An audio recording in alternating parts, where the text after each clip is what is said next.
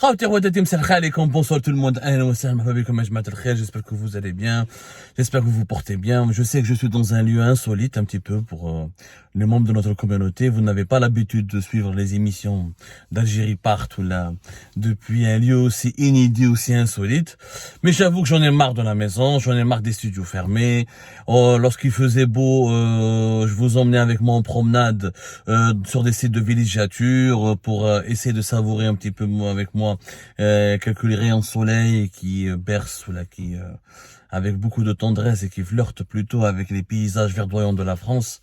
Et j'ai essayé de vous plonger avec moi dans la nostalgie des paysages de notre cher Algérie, qui me manque tant, et qui manque à beaucoup d'Algériens et d'Algériens qui sont installés à l'étranger. Aujourd'hui, je suis dans un véhicule, voilà, dans un véhicule, ce qui ne m'empêche pas de vous parler des dessous d'actualité algérienne, ce qui ne m'empêche pas de vous parler des sujets les plus brûlants de notre métier. On est journaliste partout, et pas uniquement dans un studio, ou là dans un bureau.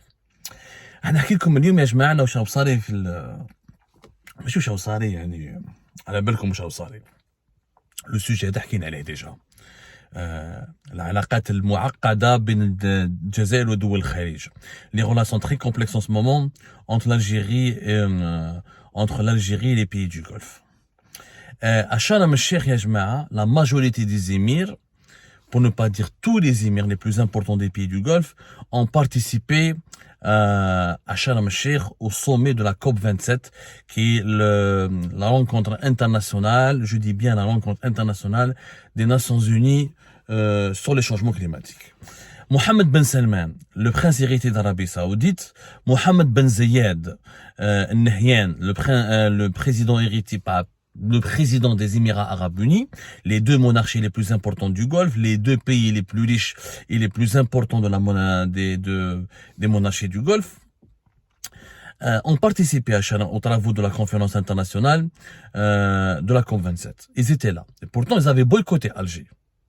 Oui à Sharm el-Sheikh, mais non à Alger. Mohammed Ben Salman, le prince héritier d'Arabie Saoudite, a eu beaucoup d'activités protocolaires fait Sharm el-Sheikh. Il a rencontré pas mal de délégations étrangères, pas mal de dirigeants étrangers, parmi lesquels la première ministre tunisienne, avec laquelle il s'est longuement entretenu en marge des travaux de la COP27.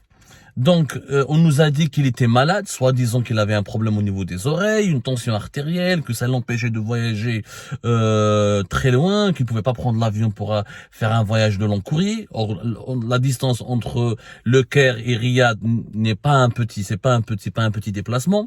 C'est peut-être pas aussi loin que Riyad-Alger, mais en tout cas, c'était un voyage qui nécessitait, selon, si on reprend les arguments utilisés par le palais royal saoudien, s'il était réellement malade, Mohammed Ben Salman n'aurait pas dû, ou ne devrait pas aller, n'aurait pas dû aller à Sharm el-Sheikh. Et pourtant, la santé qui a été affichée par Mohammed Ben Salman à Sharm el-Sheikh, c'est une santé étincelante.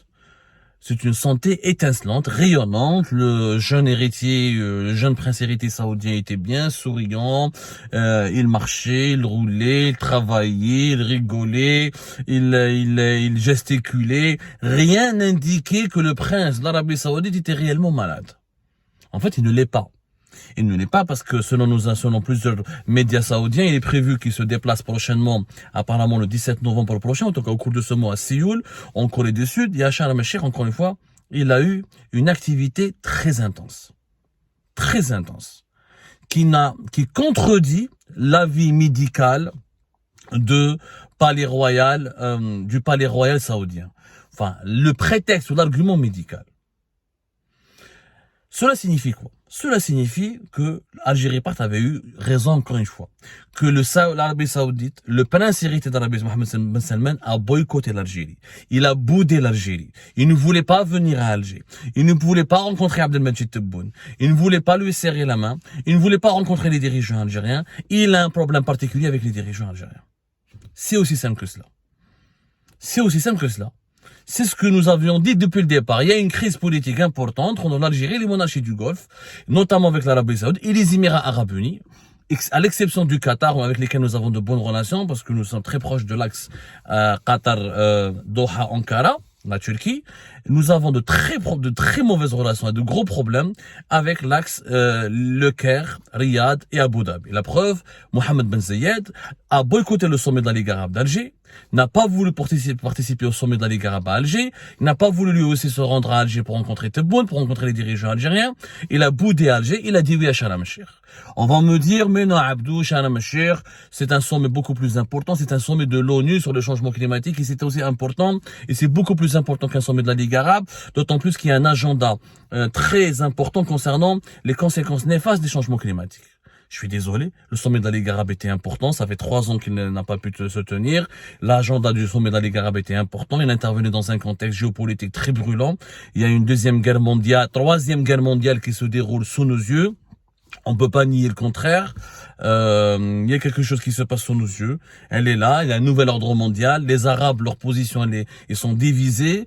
Ils sont impactés en premier lieu par les conséquences désastreuses de cette guerre qui s'est déclenchée en Ukraine depuis fin février 2022. Inflation des matières premières agricoles, insécurité alimentaire, insécurité tout court, avec des possibilités d'alliance et de contre-alliance militaire, avec le risque d'affrontement militaire entre plusieurs nouveaux belligérants, ce qui va provoquer l'expansion de ce conflit militaire autour de toute la région, autour de toute l'Europe, même toutes les régions environnantes de l'Europe, dans des pays arabes qui occupent la rive nord de l'Afrique du Nord ou du Moyen-Orient avec le croissant fertile, il y a la rive sud de la Méditerranée. Donc les crises économiques et financières générées par cette guerre, les crises énergétiques, cette guerre qui est appelée à durer et qui est en train de redessiner la face du monde. Donc, le sommet de la Ligue arabe était aussi important que la COP27. Et rien n'empêchait que Mohammed Ben Zayed ou le Mohammed Ben Salman de venir à Alger, ensuite de rejoindre Sharm el-Sheikh à partir du 6 novembre. Entre le 1er et le 2 novembre et le 6 novembre, il n'y avait que 4 jours. Donc, pourquoi tout ce mensonge? Parce que les dirigeants algériens ne veulent pas reconnaître qu'il y a une crise ouverte avec les pays du Golfe. Enfin, ils le reconnaissent pas, ils le reconnaissent à demi-mot. Là, ils ne veulent pas le dire officiellement. L'Algérie a de très mauvaises relations avec les pays du Golfe. Et les deux monarchies les plus importantes du Golfe, c'est pas le Koweït, c'est pas le Bahreïn, c'est pas le Sultanat d'Oman, qui sont des pays carte postale. Les pays du Golfe, c'est les Émirats et l'Arabie Saoudite. Le Qatar, en troisième lieu, il a des moyens beaucoup plus illimités et une influence beaucoup plus illimitée que les Émirats Arabes Unis, l'Arabie Saoudite. Il est d'ailleurs dans un camp qui leur est adversaire. Dans un camp adverse à ces deux pays-là. En clair, Abdelmadjid Tebboune, depuis son arrivée au pouvoir en 2020, n'a jamais pu, en dépit d'un premier voyage qu'il a pu effectuer dès qu'il est arrivé au pouvoir en Arabie Saoudite, il ne plaît pas aux Saoudiens, il n'a pas arrangé les problèmes avec les Saoudiens et les Émiratis, il n'est jamais parti aux Émirats Arabes Unis, il n'a jamais voulu chercher à régler les problèmes avec les Émirats Arabes Unis et l'Arabie Saoudite. Il snob ces pays-là, il croit qu'il peut s'en passer de ces pays-là. Et ces pays-là, donc, lui renvoient l'ascenseur en boycottant le sommet de la Ligue arabe d'Alger, en boycottant toutes les activités et les propositions faites par l'Algérie dans de nombreux dossiers géopolitiques, comme la Tunisie, comme la Libye, qui même la Baliche, le problème avec le Maroc et le Sahara occidental, le Sahel. L'Algérie est considérée aujourd'hui pratiquement comme un adversaire des monarchies du Golfe. Où شانا رابحين في الحكاية هذه؟ où شانا رابحين؟ Les monarchies du Golfe, c'est des bailleurs de fonds importants. Le jour où nous aurons besoin d'investisseurs étrangers, c'est des monarchies du Golfe dont nous aurons besoin. Et l'Arabie Saoudite et les Émirats, c'est des meilleurs investisseurs que les Qataris. Ils ont un point important au sein de plusieurs organisations internationales, comme l'OPEP, par exemple. Ils ont des relations très importantes avec les grandes puissances, comme les États-Unis d'Amérique, comme la Chine. Les pays du Golfe, les monarchies du Golfe, notamment Abu Dhabi et Riyad, l'Arabie Saoudite, ont un carnet d'adresses puissants sur la scène internationale. Gagner leur confiance, avoir de bonnes relations avec eux, c'est s'assurer de leur soutien le jour où nous serons en grosse difficulté.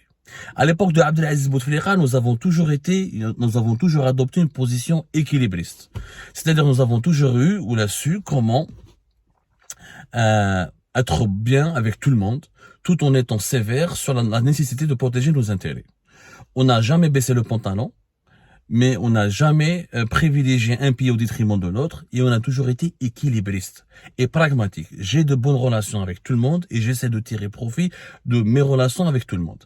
Et l'Algérie était un pays incontournable à l'époque de Bouteflika, durant les années 70 et les années 80, parce que c'était un pays qui était respecté pour sa neutralité, pour son impartialité et pour sa capacité à parler avec tout le monde, à faire des contrats avec tout le monde, à gagner des intérêts avec tout le monde et à faire des alliances avec tout le monde et surtout à parler à tout le monde.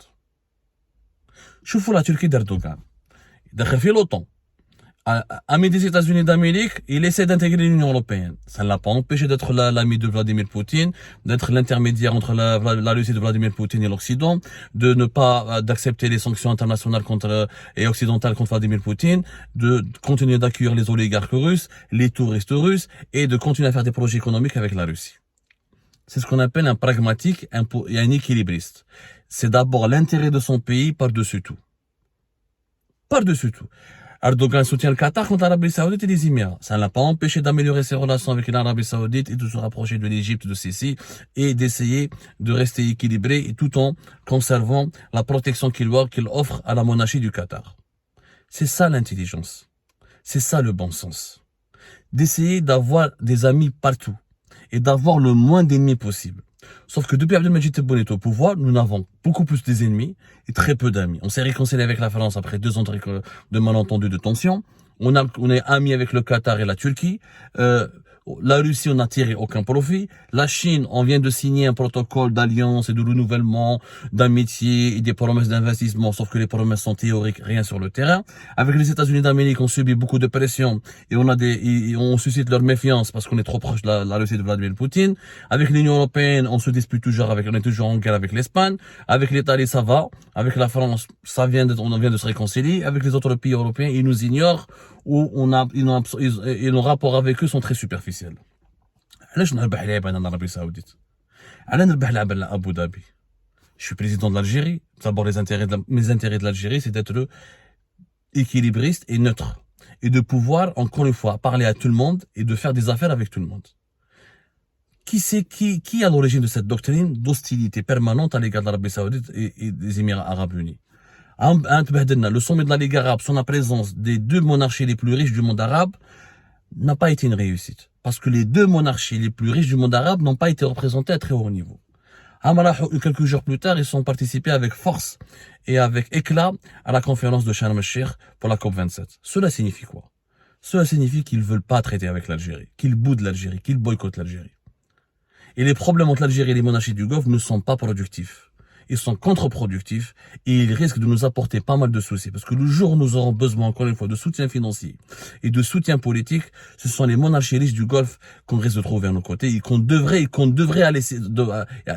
interpeller. Ce n'est pas la Tunisie en faillite, ou la Mauritanie très pauvre, ou là le Soudan qui est en guerre civile, divisé, ou la Malab et l'Égypte de Sisi qui nous fait aucune confiance, ou là la Jordanie, ou là même le petit Qatar, qui risque de nous aider parce que le petit Qatar, lui, un jour il est avec toi, demain il est contre toi, c'est ses intérêts, il est au gré des vents. Et faisons très attention à ces problèmes qui existent entre l'Algérie et les pays du Golfe. Ils risquent vraiment de se retourner contre les intérêts de notre pays et c'est vraiment dangereux pour l'avenir. J'espère que ce lieu inédit et particulier ne vous a pas gêné pour comprendre des enjeux importants de ce sujet que nous abordons dans cette émission. Et j'espère vous emmener dans d'autres décors, dans d'autres lieux beaucoup plus inédits. Les révélations d'Algérie par se poursuivre, les analyses et les décryptages ensemble pour découvrir les dessous de l'actualité algérienne.